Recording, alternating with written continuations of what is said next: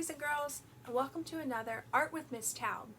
Last week we talked all about the word texture.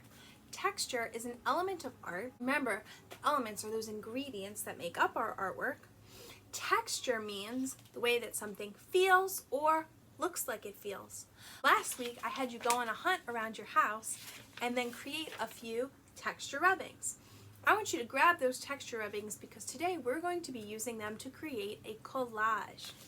A collage, here's that word, a collage is an artwork where you take paper or a material, you snip, snip, cut, cut, snip, snip it up.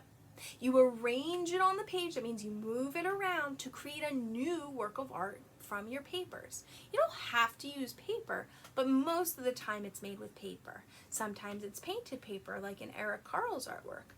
We did a ton of collages at school before we left, so you should already know or at least have heard that word before, and now I'm going to ask that you use it to create a work of art. I want you to use these papers with whatever option you choose. Your first option is to use those papers to make a flat artwork. You can just use whatever paper you can find, construction paper, to then create a textured collage with the papers that you made and some other papers that you can find around the house. The other option is that you can use textured things, maybe aluminum foil or newspaper or cotton balls or pipe cleaners, whatever it is, crafty things, and then make a sculpture from 3D texture. A sculpture is an artwork you can see all the way around. Sometimes that means that it's popping out. Sometimes that means that the pieces of your collage have a texture. So I went around, I had no idea what this was going to be when I made it, but I made this. My favorite part is, can you see my little island with the gem? I had no idea what this was going to be, but I used cork, I used the papers, I used pom-poms, all sorts of goodies, whatever it is that you can find around your house to create a sculptured texture art project. Another thing you could do is you could draw a separate picture completely and then use these textured papers as your background. I already had a friend draw a strawberry and she showed all the seeds. She could use that as her picture to put it on one of these beautiful textured backgrounds. Please make sure that whatever you draw separate, that you still show me texture, like the seeds of the strawberry or the fuzzy of your kitty cat. This texture rubbing I made reminded me of stars, so I decided that I was going to draw Zippy in space. I love it. Notice how my kitty cat does have a texture. As long as I can tell that you know what texture is, then it is a job well done for me. I cannot wait to see what your textured artwork looks like. Grab your texture papers, make more if you need them, and get ready to create a collage.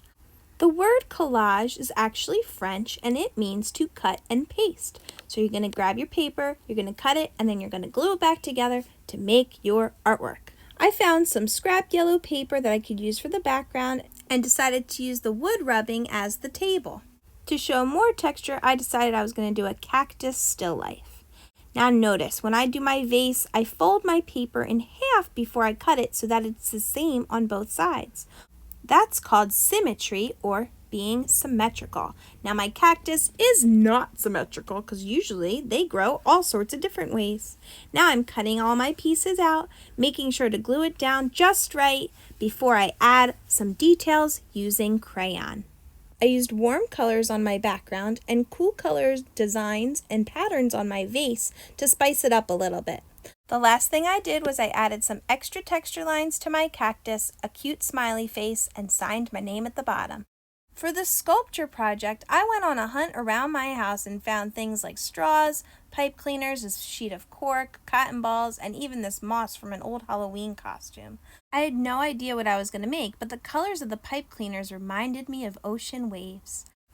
I used my wood rubbing again for the boat and cork for the staff. Then for my sail, I did something a little bit different. I folded the edges like this so that it would pop out and be 3D. What if you took all your texture rubbings, cut them into strips, and did that to all of them to make a paper pop-out sculpture? How cool would that be? Then I glued everything down, But once it was done, I decided it needed something extra, so I used cotton balls for the foam of the water and sandpaper to make an island. I even remembered that my niece had plastic gems and I could use that for treasure. I was proud of myself that I created this artwork just being inspired by the textures that I could find. I can't wait to see how your textures inspire your artwork. Thanks for watching!